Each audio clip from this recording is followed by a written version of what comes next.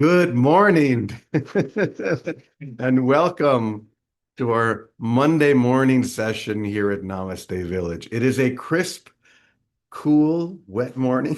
I was just saying this. So happy to be here. I'll be here today and tomorrow. Then I begin my sabbatical, and yet I will still be here with you almost every morning. Isn't that the beautiful thing? We can still be fully present, even through technology, wherever we are, whenever we are, different time zones, different parts of the world. I might be in Assisi, which is where I'll be in just a few days, or right here at Namaste Village, but it's all the same thing, isn't it? Place has very little to do with presence. Presence is the key. And that's what we're going to be talking about today, that sacred presence. Today's lesson in A Course in Miracles is now would I be as God created me. And I would add these words, not as I created God, not as I have imagined a God outside of myself. I have been created in the image of the love of God. That's the key. That's all it is, not some deity that we project outside of ourselves or imagine as separate from us, but as love itself. And we were created in that love. And that's what we're going to focus on today. What is that love that created us? Not as a projection of an idea, but as the realization of a presence, or we could say a present. We could say it in many ways. A present, like someone is giving you a holy, sacred present in this present moment, which is the only time you can receive the present, right here, right now.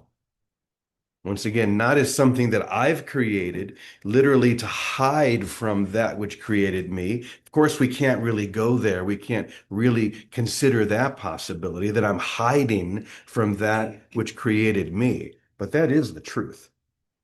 That's all an identity is. It's wearing a costume in order to hide from who I am, the truth. We've done it for a very long time.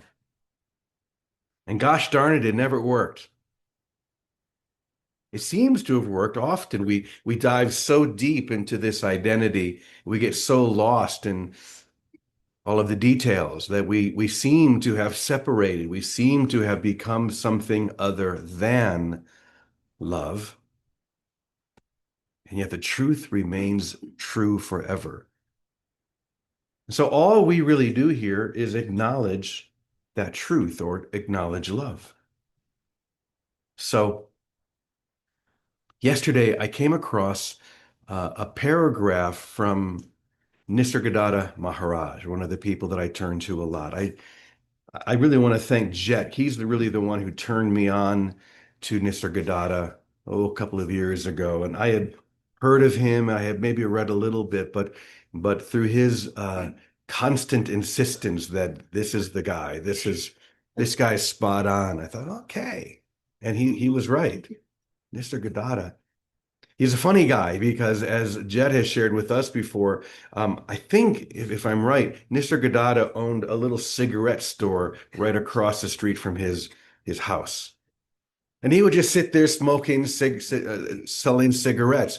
And we might be tempted to say, is that really what an enlightened being would do? Sell these harmful things to people? And he's like, what difference does it make? I know who I am. Do you know who you are? Because when you do, when you know that truth, none of this matters. Do what you will. Let the rest just be. Do whatever you're guided to do in every moment. You don't have to, you don't have to be put through a cookie cutter idea of what it means to be a spiritual person. Sell cigarettes, whatever you want. You are still as God created you. Once again, the lesson today. Now I would be as God created me, not as I created myself, or not as I created God. You've probably heard the saying that instead of realizing that we were made in God's likeness and image, we made God in our likeness and image. The likeness of a separated, split being that is always trying to survive and always trying to compete and get the best of other people or the victim of others. That's not what God created. God created only one thing, love. And you are that.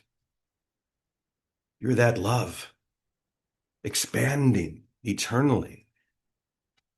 And yet we've tried to put on these costumes like what do they call those? I'm sorry, what do you call that when someone is in an insane asylum and Houdini tries to escape from it? Straitjacket. We've wrapped ourselves in straitjackets. So we're tight and we can't move. We can't be free to be who we have always been. But all that has changed. Have you noticed? You know, it's kind of like a magician who is hanging upside down, trying to escape from the straitjacket. I've never done that. I've always wanted to try and do that, but you know, there comes a point at which the magician is able to get the the sleeve over his head, and then it's a done deal. From that moment on, it's just going to be a matter of a few more seconds before Houdini or whoever it is able to release themselves fully. That's where you find yourself, by the way. You find yourself at that point where you've finally gotten it over your head, and the ending is sure. Actually, the ending was always sure because you were going to struggle until you got there.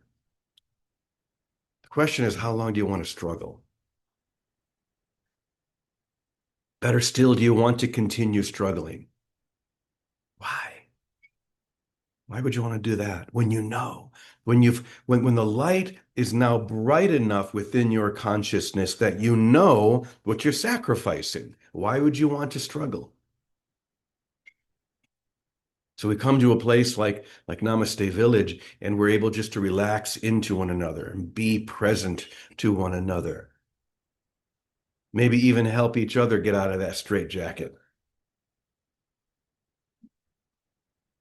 So we can use all sorts of analogies, but it still comes back to that simple lesson. Now I would be, I would realize, I would share that I am as God created me. So let me read this little bit that I came across from Nisargadatta, and I've been chewing on this ever since because when I first read it, it was like, this is interesting. He can be dense in some ways, but so potent. There's a potency to Nisargadatta that I love. So I read this several times before I was finally able to crack it open. So let me read it to you. It says, the I am is the guru or the God or the deity of worship. The I am. When consciousness through this I am is projected out, a deity appears as the object of worship. This is important. When consciousness, which is working through the I am, is projected out, think of a movie projector. Okay. Only then does the deity appear as the object of worship. I really like the image of this movie projector. You go into a movie theater. I know it's becoming less and less common today to actually go to a movie theater, but we all remember what it was like, especially when we were young. We can actually see the beam of light, right? If you look up, you can see the beam of light that's being projected. But what is needed in order to see what that beam contains? What's needed? A screen. Right. You could put your hand right in front of that beam, and your hand would be the screen. You would be able to see the image. It'd be very small and maybe not distinct, but it needs to have a screen upon which it is projected in order for you to see what it is. And what the projector needs in order to focus that, to bring it into focus, is the lens. And so this is what he's saying. Once again, when consciousness through this I am is projected, a deity appears as an object of worship. Okay. But the question is what is happening on that screen real? Is it reality? Or is it just a projection? Where is the reality? Well, you could say the reality is in the reel of film. The whole thing is contained in that reel of film. And it has to be pulled inch by inch, foot by foot through the projector in order for it to be perceived in time, right? For you to see, you can't watch the movie by staring at a reel of film, right? You can stare at that reel of film all you want, but it's not going to show you. It's only when it starts to be projected through the illusion of time and space, through the projector across this beam of light, projected onto a screen. It's only then that you can see what it is. But is it real? Now, if you're like me, sometimes we get so into the plot of a movie that we forget what is real. We begin to associate ourselves with what is happening on the screen. I remember many years ago going to see a Clint Eastwood movie. I forget what it was, but it was a really good movie. And by the time that film ended, I was walking around. I don't remember how I was doing it, but I was talking like I was Clint Eastwood. I felt like Clint Eastwood because I was so into that projection, that seeming reality upon a seeming world, the screen, that was really nothing more than the screen of my own projected thoughts. That's what he's saying here. So once again, when consciousness through this I am is projected out, a deity appears as the object of worship. So suddenly now there is a God upon the screen. However you want to imagine that deity or God, but that the one thing we can say for sure is that it's separate from us. It's up there on the screen. And this is where the trouble begins. He says, actually, consciousness through the I am projects out a God or a guru or a deity, assuming that it is separate from itself. And then it gives its projection power and worships it. Right. This is the golden calf. We project this out onto a screen because it's the only way that we can actually see it through the perspective of our split identity. And we see it then and assume that this is reality. We project it onto the screen and then worship it. And thus does every religion begin. This is what religion is, the projection of a deity upon a screen and worshiping what appears on the screen rather than realizing the I am, which is the lens itself. All right. I love this. Isn't this great? So then he asked this question. How does this apply to Bhakti Yoga or the yoga of devotion? You all know that for me, Bhakti Yoga or devotion has always been a very natural and wonderful part of my own path. When I was a kid, for me, a lot of it was, I would say now, associated with the divine feminine. Then it would have been associated with the Blessed Mother, Mary. In fact, I still have in my room a statue that I bought of Mary when I was 16, and I was gifted a gift, a trip to Fatima, Portugal, which is a very famous Marian devotional spot where Mary is said to have appeared to three Portuguese children back in 1917. So probably millions of people go there every year, and I was able to go there. I bought this statue. It has been on my family's mantle for, ever since I was 16, and I was able to finally bring it back here. So it's still there as a symbol of that devotion.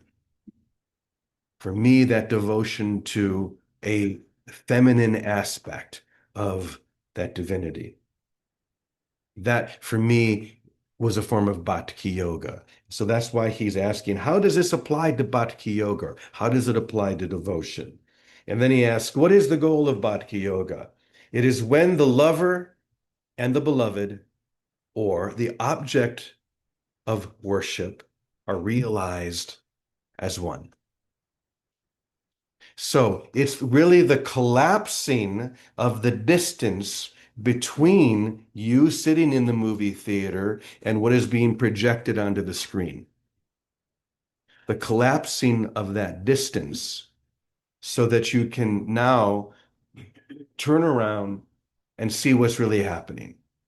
See the projector, see the reel of film, and know that what was happening up here was not what was really happening.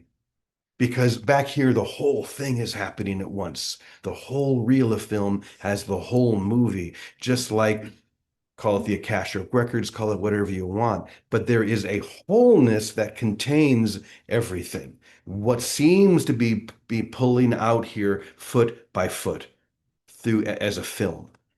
Does this make sense? Am I getting too esoteric here? Yeah, or like Plato's cave analogy. Yeah. So here are these people tied to stakes. All they can see is the wall of a cave. People are coming in and out, and between them and the fire, and the shadow is being projected. This becomes their world. But is it really the world? Which begs the question, is what you are perceiving the real world? If we want to look at it through the perspective of A Course in Miracles, it would be no. Because every world that we're seeing, the world that Jerry sees, the world that Ravi sees, or that I see, is colored. It's almost like a black and white film that we then color with our own ideas and concepts and beliefs and costumes and all of those things. But it's only when there's a hypnotism, right? That's the hypnotism that I described before, where you're so caught up in what's happening on the screen that you don't, and we play that game happily, by the way. It's not like we're forced to do it. We get in, if it's a good film, we get into it. We literally forget the one who is sitting. We forget the one that is watching. And we see this as reality. But at some point, that illusion, that trance of the ego has to be broken. It might be something as simple as the person next to you saying, "Pass the popcorn." Oh, shit. That's right. Forgot. And then I look over here and I say, oh, there's a projector behind me. None of this was real, or at the very least, none of it is what I thought it was. None of it is what I assumed it was. Okay, a little bit more from Nisargadatta. Okay, when the lover and the beloved are realized as one. In this way, the goal is realized when you stay or when you hold still and be the I am. Not just observe the I am, but literally be, which is actually the lens of the deity of worship. So do you see why I had to chew on this for a while? Let me read the whole thing really quick before I bring Vicky on, just so we can kind of get the whole thing again. This is from Nisargadatta. The I am is the guru or the God or the deity of worship. When consciousness through this I am is projected out, a deity appears as an object of worship. Actually, consciousness through the I am projects out a God or a guru or a deity, assuming that it is separate from itself, and then gives its projection power and worships it. How does this apply to Bhakti Yoga? So, what is the goal of Bhakti Yoga? It is when the lover and the beloved or the object of worship are realized as one. In this way, the goal is realized when you stay or hold still and be, literally be the I am, which is actually the lens of the deity of worship. Thank you, Nisargadatta Maharaj. We should maybe get a picture of him up here as well. He's a good teacher. Yeah. So this may be the very reason why I was kicked out of the Episcopal Church.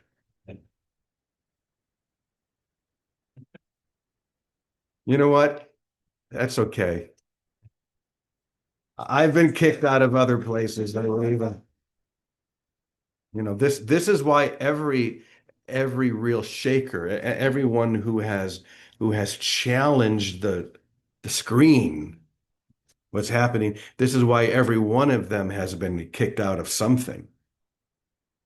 Dorothy Day used to say that when people start to agree with me, I feel like I'm doing something terribly wrong. This is not to be agreed. This is to challenge. This is to shape.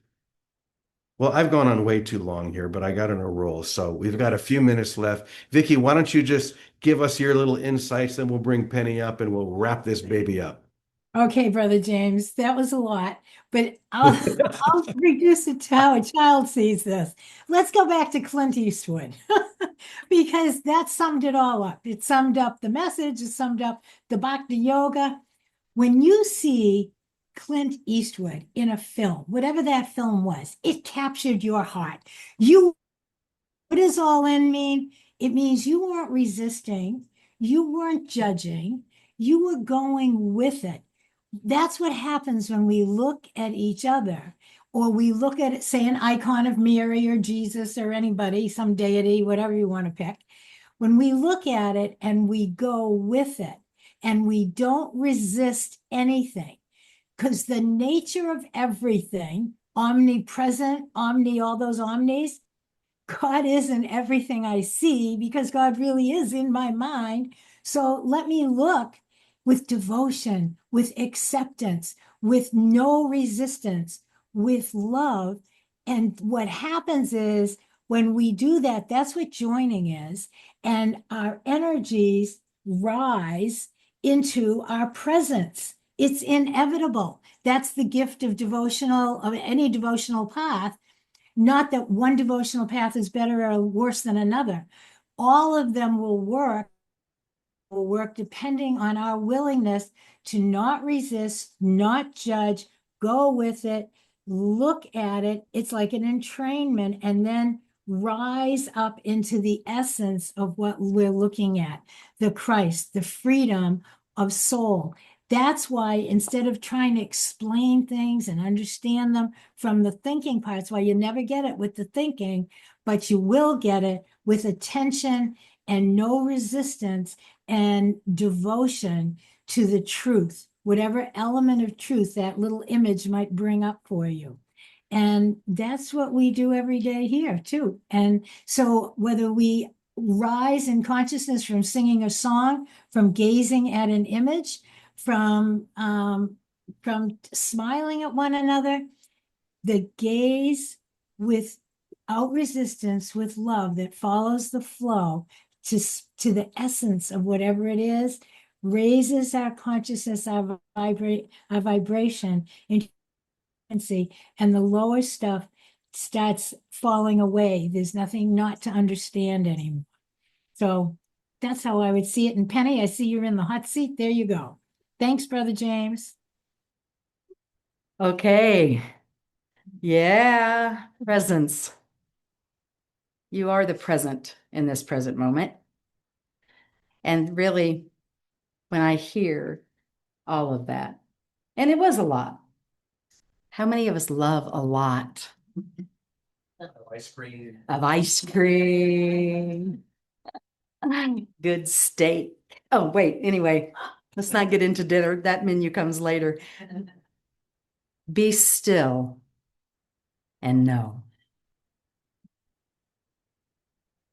Be still and know. It is here that we step into presence that is all around us all the time. Be still and know. Thank you.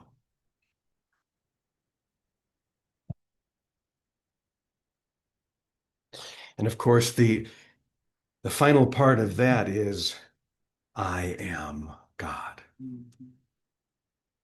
Be still and know I am God. God is in my mind. God is not on a projected screen. There is no God. This is why I got kicked out. Because the whole premise of religion is that there is a God outside of you, judging you, watching you, instead of you with a capital Y, watching you with a small y, dissolving that you into love itself. So be still and know I am God. And to that we say, Amen, Amen, Amen, y punto. Have an amazing day. We love you all. Namaste.